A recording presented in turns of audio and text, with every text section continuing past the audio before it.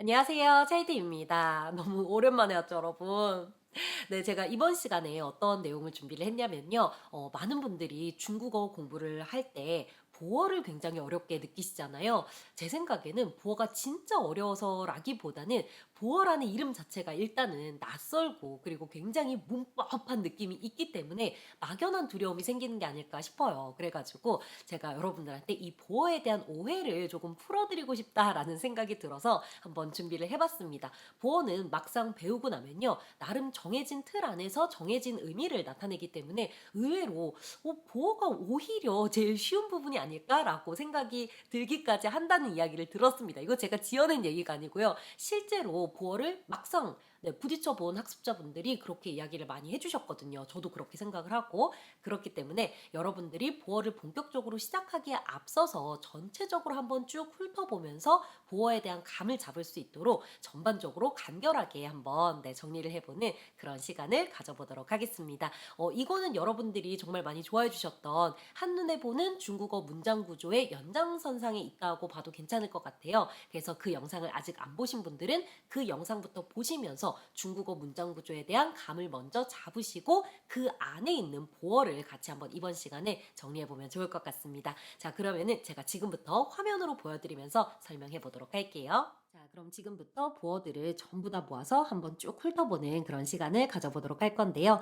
그 전에 앞서서 중국어 문장의 가장 기본적인 구조를 한번 언급을 하고 시작을 하면은 더 효과적일 것 같아요. 네, 그래서 이야기를 살짝 한번 해보면은 일단 중국어 문장은 기본적으로 주어, 수어, 목적어, 뼈대로 이루어져 있습니다. 주어 같은 경우는 정말 말 그대로 문장의 주인공이죠. 누가 혹은 무엇이가 여기에 해당을 하고요. 그리고 수어 같은 경우는 주어가 어떤 동작을 한다든지 아니면은 주어가 어떤 상태에 있다든지 하는 것들을 서술해 주는 부분입니다. 그리고 목적어 같은 경우는 있을 수도 있고 없을 수도 있는 건데요. 이 주어가 어떤 동작을 한다라고 했을 때 그 동작의 목적 대상이 되는 거를 목적어라고 해요. 그러니까 예를 들어서 이 주어가 먹는다라는 동작을 했어요. 그러면은 이 동작의 목적 대상은 밥이 될 수도 있고 빵이 될 수도 있고 면이 될 수도 있고 그렇겠죠. 밥을 먹는다, 빵을 먹는다, 면을 먹는다 이렇게 이야기할 수 있잖아요. 이렇게 밥, 빵, 면 등등에 해당할 수 있는 이 목적 대상들이 전부 다 목적어가 되는 겁니다. 네, 이렇게 예를 드니까 이해가 잘 되시죠? 네,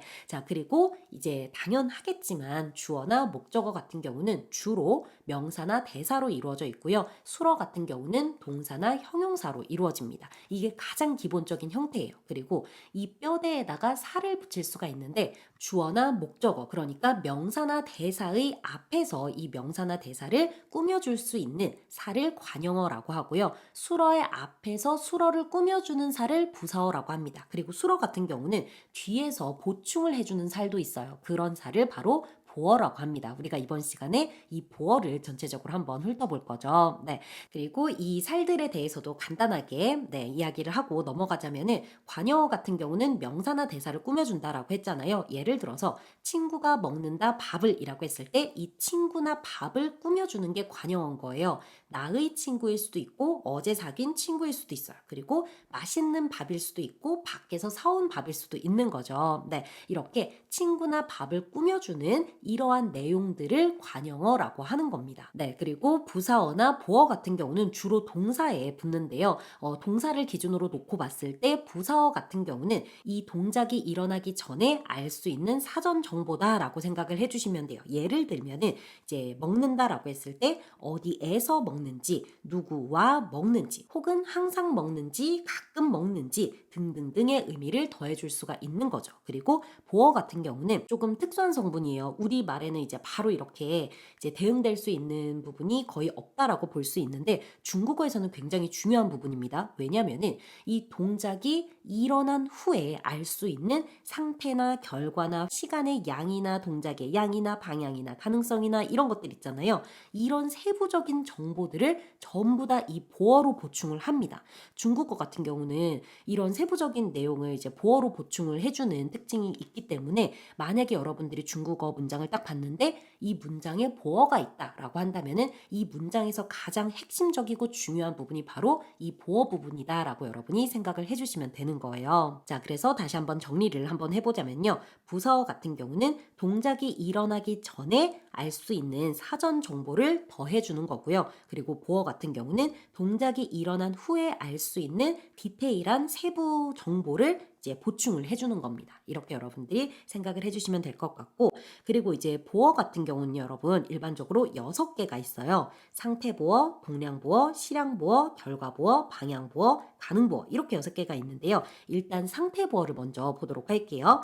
자, 상태보어 같은 경우는 동작이 일어난 후에 이 동작이 진행 중인 상태나 아니면 완료된 후의 상태를 설명하거나 묘사하는 그런 역할을 합니다. 그러니까 예를 들어서 뛰다라는 동작을 했을 때 이 뛰다라는 동작이 일어나고 나서 보니까 그 상태가 어떠한지를 보충을 해주는 게 바로 상태보어인 거죠.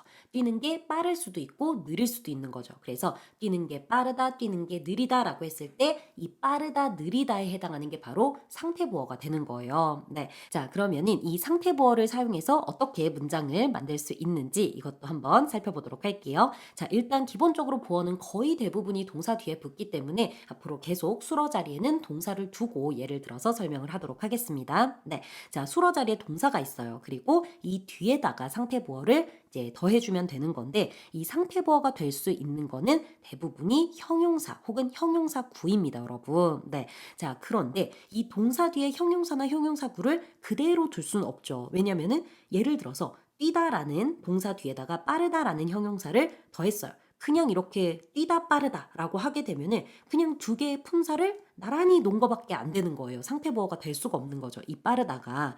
그렇기 때문에 이때 더로 연결을 해줍니다.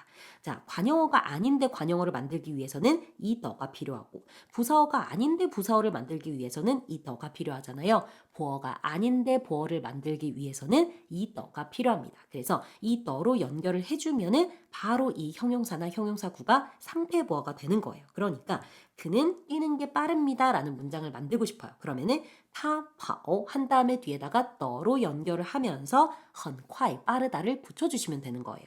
他跑得很快 그러면은 그는 뛰는 게 빨라요가 되는 거고 또 하나의 예를 들어보자면은 他写得很好看 이라고 하면은 그녀는 쓰는 게 보기 좋아요 라는 문장이 완성이 되는 거죠. 네, 이렇게 상태보어를 여러분들이 만들어서 사용을 해주시면 되는 거고 그리고 이렇게 이제 형용사를 상태보어로 사용할 때도 이제 형용사 수러문과 마찬가지로 묘사를 하는 그런 역할을 하기 때문에 긍정문일 때는 반드시 헌과 함께 써주셔야 됩니다. 요거까지 기억하시면은 상태보어는 끝입니다. 자, 그럼 계속해서 이번에는 동량보어를 한번 살펴보도록 할게요. 네, 동량보어 같은 경우는 정말 말 그대로 동작의 양, 그러니까 동작의 횟수를 보충을 해주는 거예요. 그러니까 들었다라고 했을 때 그 뒤에서 몇 번인지, 뭐 가봤다라고 했을 때도 그 뒤에서 몇 번인지를 보충을 해주는 거죠. 그래서 몇 번 무언가를 했다 혹은 몇 번 무언가를 해봤다라고 할 때 그 몇 번을 중국어에서는 보어로 수러 뒤에서 보충을 해준다라고 여러분들이 이해를 해주시면 됩니다. 자, 그러면은 동량보어가 들어간 문장은 어떻게 만들면 되는지 이것도 한번 살펴보도록 할게요. 자, 일단 횟수를 더하는 문장 같은 경우는 뭐뭐 했다 혹은 뭐뭐 해봤다처럼 이렇게 완료나 경험을 나타내는 그런 문장일 거잖아요. 그렇기 때문에 일단 동사 뒤에 완료를 나타내는 동태조사 러나 경험을 나타내는 동태조사 코어를 더하고 시작을 합니다. 그리고 이제 그 뒤에다가 횟수니까 수사 플러스 동량사 덩어리를 더해주시면 되는 건데요. 이 동량사라는 거는 동작의 양, 그러니까 횟수를 세는 양사인 거예요. 한 번, 두 번, 세 번, 네 번 할 때 그 번, 회에 해당하는 게 바로 이 동량사인 겁니다. 네, 그래서 예를 한번 들어보면은 나는 본 적이 있어요 라고 한다면은 我看过가 되겠죠. 근데 이 뒤에다가 두 번이라는 동작의 횟수를 더하고 싶어요. 그러면은 2次라고 해서 我看过2次라고 문장을 완성해 주시면 되는 거예요. 자, 이렇게 여러분들이 문장을 만들어 주시면 되는 건데 이 동량보어를 공부를 하실 때는 동량사가 종류가 꽤 다양하게 있어요. 그렇기 때문에 주로 사용되는 동량사들을 모아서 그 의미를 익히고 그 다음에 동량사들 간의 차이점 같은 것들 체크를 해두는 게 아주 중요합니다. 이 부분 신경 쓰시면은 동량보어 들어간 문장 쉽게 만드실 수 있을 거고요. 이제 계속해서 실향보어를 좀 보도록 할게요. 실향보어 같은 경우는 말 그대로 동량보어가 동작의 양을 보충하는 거였잖아요. 실량보어는 시간의 양을 보충을 하는 겁니다. 자, 예를 들어보면은 무엇을 한지 얼마만큼의 시간이 되었다처럼 이렇게 동작이 끝난 다음에 얼마만큼의 시간이 지났는지를 나타내는 문장을 만들 때라든지 아니면은 얼마만큼의 시간 동안 무엇을 했다처럼 동작을 얼마만큼의 시간 동안 지속을 했는지를 나타내는 문장을 만들 때 바로 여러분이 이 실량보어를 사용해서 문장을 만들어 주시면 되는 거예요. 네. 그런데 이 두 가지 종류의 문장은 만들 때 그 구성이 조금 달라요, 여러분. 일단 먼저 동작이 끝난 다음에 얼마만큼의 시간이 지났는지, 경과했는지를 나타내는 문장 만드는 방법부터 보도록 하겠습니다. 자, 일단 이때 쓸 수 있는 동사는 여러분들이 조금 주의를 해주셔야 되는데 진행이나 지속이 불가한 동사만 쓸 수가 있습니다. 그러니까 동작이 발생하고 나서 너무 빨리 끝나버려가지고 진행이나 지속이 될 수가 없는 거죠. 결혼하다라든지 도착하다라든지 떠나다라든지 네, 이런 것들이 이에 해당을 합니다. 네, 그리고 나서 이제 이 뒤에다가 여러분 바로 실향사 더해주시면 돼요. 그리고 맨 마지막에 러를 더해주시면 되는 겁니다. 그러면은 여러분들이 이렇게 기억하시면 조금 더 빠르게 기억하실 수 있을 것 같아요. 동사 뒤에다가 이제 딱 끊어버려요. 그래서 이 동작을 한지 하고 실향사하고 러가 있잖아요. 이만큼의 시간이 되었습니다. 여기에서 러가 나타내는 게 변화거든요, 여러분. 네, 그렇게 봐주시면 또 쉽게 이해를 할 수가 있겠죠. 자, 예를 들어서 우리는 결혼한 지 10년이 되었습니다 라고 한다면은 我们结婚 이렇게 여기까지 수로까지 쓰고 그럼 결혼한 지가 되죠. 10년이 되었습니다. 10년 하면은 10년 되었다 변화 나타내는 러 넣어서 10년 러 하면은 10년이 되었습니다 라는 문장이 완성이 되는 거죠. 자, 그리고 동작을 얼마만큼의 시간 동안 지속을 했는지를 나타내는 문장을 만들 때는 일단 동사 뒤에 완료를 나타내는 러를 더해 주시고 그 뒤에다가 실향사를 더해 주시면 돼요. 러의 위치가 다르다라는 게 가장 큰 포인트가 되겠죠. 네, 그래서 이것도 여러분들이 쉽게 기억을 하시려면은 이제 동사 뒤에 러까지를 딱 끊고 했다 하고 그 뒤에 실향사를 더하잖아요. 이만큼의 시간 동안 이렇게 기억하시면은 어렵지 않게 쓰실 수가 있을 거예요. 자, 예를 들어서 나는 10시간 동안 네, 다 10으로 통일할게요. 나는 10시간 동안 잤어요 라는 문장을 만들고 싶어요. 그러면 일단 나는 잤어요 라고 해서 我睡了 한 다음에 이 뒤에다가 10시간이라는 실향사를 더해주시면 되는 거예요. 10个小时 해서 我睡了 10个小时 나는 10시간 동안 잤어요 라는 문장이 이렇게 완성이 되는 거죠. 네. 자, 그리고 실향보어의 마무리로 실향사의 개념에 대해서 한번 이야기를 해보면 좋을 것 같아요. 자, 여러분 잘 보세요. 2022년 11월 29일 화요일 3시라고 할게요. 이것들은 전부 다 뭐예요, 여러분? 시간사예요. 그러니까 각 시간에 대한 명칭인 거죠. 그렇죠? 2022년이라는 명칭, 11월이라는 명칭, 29일이라는 명칭, 화요일이라는 명칭, 3시라는 명칭인 거예요. 네. 그런데 2022년이 아니라 1년, 2년, 3년, 4년, 11월 이 명칭이 아니라 1개월, 2개월, 3개월, 4개월, 29일이라는 이 명칭이 아니라 하루, 이틀, 사흘, 나흘, 화요일이 아니라 일주일, 2주일, 3주일, 4주일, 3시가 아니라 1시간, 2시간, 3시간, 4시간 이렇게 시간의 양에 대해서 말하고 있는 부분 있죠. 이런 것들이 전부 다 실향사가 되는 겁니다. 그리고 각 실향사를 어떻게 말하는지를 공부하는 게 이 실향보어를 공부할 때 가장 큰 포인트가 되겠죠. 네, 이렇게 여기까지 여러분들이 참고를 하시면은 실향사에 대해서 가장 기본적인 내용 전부 다 파악을 하신 겁니다. 자, 그러면 이제 계속해서 결과보어 한번 보도록 할게요. 네, 결과보어 같은 경우는 정말 말 그대로 동작이 일어난 후의 결과를 보충하는 역할을 합니다. 그러니까 단순히 이 동작을 했다라는 게 아니라 이 동작을 통해서 어떤 결과가 있는지를 결과보어로 나타내는 거예요. 그러니까 이제 우리말로 할 때는 잃어버린 무언가를 찾았다라고 하면은 이 찾았다라고 이야기를 하면 찾는다는 동작을 한 것과 찾아낸 그 결과까지 대부분 전달이 되잖아요. 그런데 중국어에서 동사는 정말 말 그대로 그 동작까지만 전달이 됩니다. 그러니까 예를 들어서 찾다라는 의미를 가지고 있는 동사 자오가 있잖아요. 이 자오만 쓰게 되면은 이 찾다라는 동작만 전달이 되는 거예요. 러를 붙였다라고 할지라도 이 러는 동작이 발생했다, 이 동작이 완료되었다까지만 나타내는 거지 그 결과까지 나타내지는 못하기 때문에 자오러라고 해도 이 찾는다라는 동작을 했다라는 것까지만 전달이 되는 거예요. 그런데 만약에 이 뒤에 목적 달성의 결과를 나타내는 결과 결과보어 到를 붙여서 找到了라고 하면은 찾는다라는 동작을 했고 그 결과로 찾아냈다라는 것까지가 전달이 가능한 겁니다. 자, 그러면은 결과보어를 사용해서 어떻게 문장을 만들 수 있는지도 한번 살펴보도록 할게요. 너무너무 간단합니다. 일단 동사 뒤에다가 동사나 형용사를 연결하는 거 이런 거 필요 없어요. 그냥 바로 붙여주시면은 결과보어가 됩니다. 동사는 사실 결과보어로 사용할 수 있는 게 그렇게 많진 않은데 한 글자 동사가 결과보어로 사용이 되고요. 형용사 같은 경우는 거의 대부분 다 결과보어로 사용이 가능합니다. 그래서 여러분들이 동사 뒤에 동사나 형용사가 연결되는 거 하나도 없이 그냥 딱 붙어 있다라고 한다면은 뒤에 있는 동사나 형용사는 결과보어구나 라고 생각을 해주셔도 괜찮고요. 그리고 이때 이제 형용사는 묘사를 위해서 쓴 게 아니기 때문에 허는 쓰지 않는다라는 거 요거 혹시 궁금하실까봐 네, 제가 더하도록 할게요. 네, 그리고 동사랑 결과보어는 거의 하나의 덩어리로 봐주셔도 될 것 같아요. 그래서 절대 이 둘을 떼어낼 수 없다라는 거, 이 둘 사이에 그 어떤 것도 들어갈 수 없다라는 거 요것도 같이 기억해 두시면은 네, 좋을 것 같습니다. 그리고 아까 예를 들었던 것처럼 我找라고 하면은 나는 찾는다라는 동작만 전달이 되지만 이 뒤에다가 목적 달성을 나타내는 결과보어 到를 더해서 我找到了 하면은 찾아냈다라는 결과까지 나타낼 수가 있는 거죠. 그리고 또 하나의 예를 들어보면은 他猜라고 하면은 그는 추측한다라는 뜻이잖아요. 추측한 결과가 맞았다라는 걸 나타내고 싶다면은 또 이를 결과보어로 쓰시면 되는 거예요.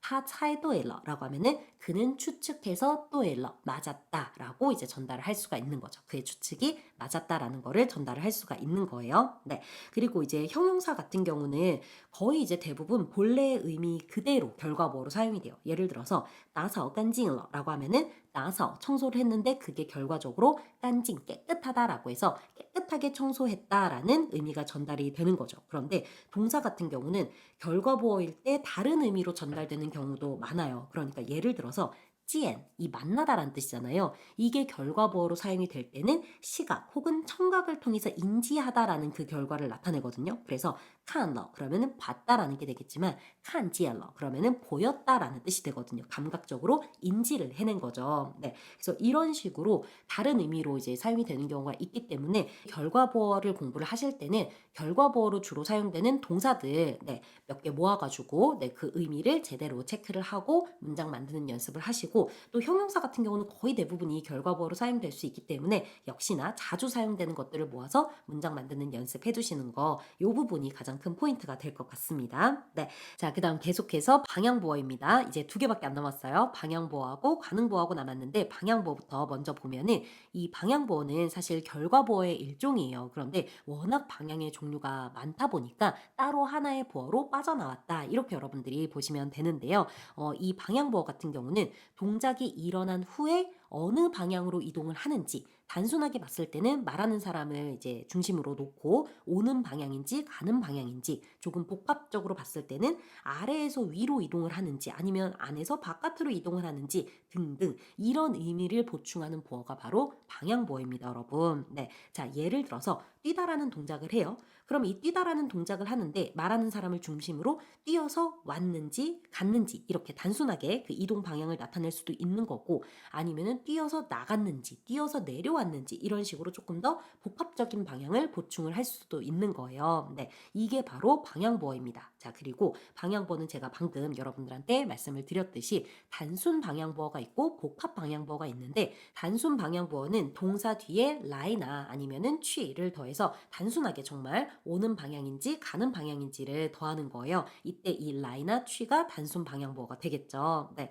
그리고 이것 말고도 대표적으로 7개의 이동을 나타내는 네, 동사가 있어요. 上下进出回过치 이렇게 있는데 이것도 단순 방향보어로 사용이 될 수가 있습니다. 그리고 이제 이거를 칠동사라고 할게요.